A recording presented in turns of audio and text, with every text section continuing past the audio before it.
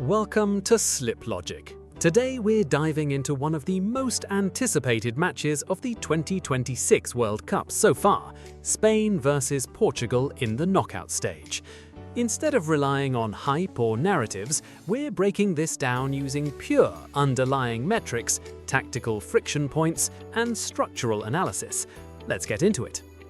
An objective look at the underlying data from the group stages and round of 32 shows a fascinating contrast.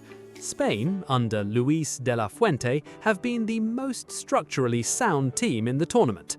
They're sustaining an elite 2.24 NPXG per 90 while posting an incredible tournament low 0.48 NPXGA. They've given up just 3 shots on target across the entire competition, a sign of a very stable and dominant system. Portugal have taken a much more chaotic route. They average 1.64 NPXG per 90, but concede a more vulnerable 1.18 NPXGA. They showed real resilience coming from behind to beat Croatia 2-1 in the round of 32. But their attacking output has been heavily inflated by high variance finishing. This matchup features a major battle for central control. Spain aim to suffocate opponents with an intense 8.1 PPDA and a commanding 65.4% field tilt. Portugal play a more flexible mid-block at 12.4 PPDA and 51.2% field tilt, looking to spring quick vertical counters. Spain will try to manipulate Portugal's lines through Rodri and Pedri, creating wide isolation opportunities for Lamine Yamal and Mikel Oyarzabal. Portugal will rely on Ruben Neves and Vitinha to clog the half spaces and look for Bruno Fernandes to unlock Rafael Leao in behind Spain's high line. Spain enter this game with a fully optimized and healthy squad. The combination of Aymeric Laporte and Pau Kubasi at the back, plus the creativity of Dani Olmo, gives them excellent balance across all phases. Portugal have depth, particularly on the flanks with players like Renato Veiga. Up front, the dynamic between Cristiano Ronaldo's box presence and Gonçalo Ramos's pressing intensity will be key. However, the aging midfield core remains a potential vulnerability against Spain's high-intensity press. This Iberian derby is likely to be a high-friction tactical battle rather than an open goal fest. Expect Spain to control the tempo early, holding over 56% possession and pushing Portugal into a compact shape. Portugal's primary goal will be to survive the first 25-minute pressing wave. If they can break the press through Vitinha and João Neves, they have the quality to threaten on the counter. However, Spain's rest defense, led by Rodri, has been exceptional at suppressing transitions. Clear-cut chances will be rare for both sides. Definitive conclusion: the underlying defensive stability of both teams strongly suggests a low-scoring game. We're leaning toward a low-event match that could easily head to extra time. Looking at the market, Spain to win, plus 115. Draw, plus 225. Portugal to win, plus 240. Under 2.5 goals, minus 142. The sportsbooks have Spain as a slight favourite, but they appear to be underpricing the likelihood of a draw. Knockout games between these two technically strong sides often become cagey. Our simulations give the 90-minute draw around 37.67% probability, higher than the market's 30.77% implied probability. This creates a solid plus 22.20% expected value on the draw at plus 225. The smart money avoids the heavily juiced team money lines and targets the 90-minute draw at plus 225. The data favors a tight, low-risk knockout environment over public narrative momentum. That wraps up our breakdown of Portugal versus Spain. Let's move on to the next fixture. This time, co-hosts United States versus Belgium in the round of 16. Looking at tournament performance metrics, we see two very different paths to this stage. The United States, under Mauricio Pochettino, have built a high-floor, intense game model.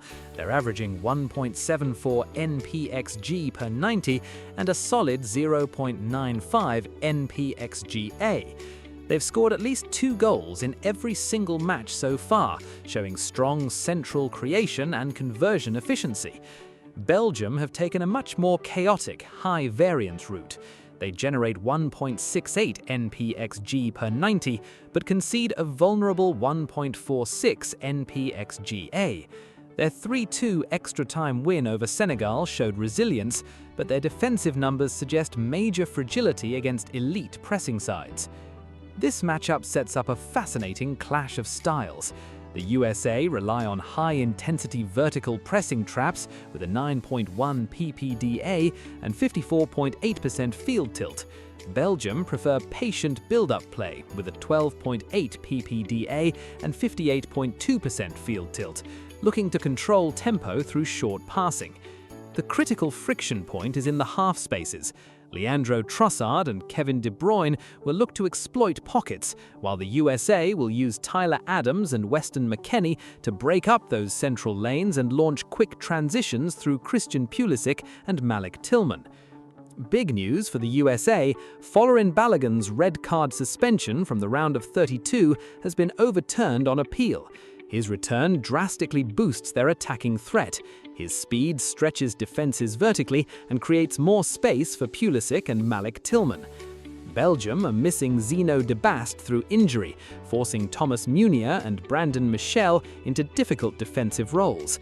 Romelu Lukaku is fully fit, but likely to be used as a high-impact super sub again. This round of 16 in Seattle is unlikely to be a cagey, low-risk affair. Fueled by a loud home crowd, the USA will push high tempo early and test Belgium's vulnerable backline. Belgium have too much quality through De Bruyne, Trossard and Doku to be shut out completely. They will look to punish the space left behind the USA's aggressive fullbacks. Because both teams have shown defensive frailties under pressure and have scored freely throughout the tournament, a clean sheet looks very unlikely for either side. Definitive conclusion, this has all the ingredients of an open, transitional knockout match. The sharpest angle is both teams to score, yes. Current market pricing, USA win plus 166, draw plus 210, Belgium win plus 160, over 2.5 goals minus 115, both teams to score, yes, minus 157. The books are treating this as a near-con flip, slightly favoring Belgium based on reputation.